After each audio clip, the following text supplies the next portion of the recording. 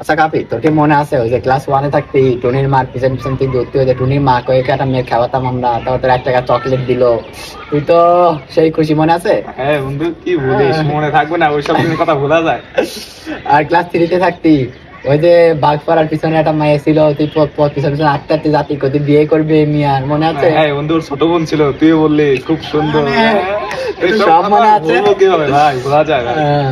আর class ফাইভে থাকতি তুই হচ্ছে ইরার সাথে ঘুরতে গেলি, ওই যে বলি যে আপু আমি একটা পছন্দ করি, ক্লাস সেভেন একটা মেয়ের সাথে পিছন পিছন ঘুরলি, থালাটা মারলে না, মনে আছে সে কথা তোর?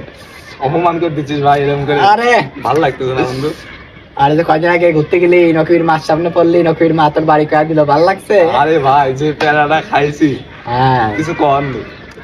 তা বন্ধু, ওই যে 1 মাস আগে যাতে আমার কাছে 500 টাকা নিলি, কলি যে 2 দিন পর দিবি, তা টাকা রাখো।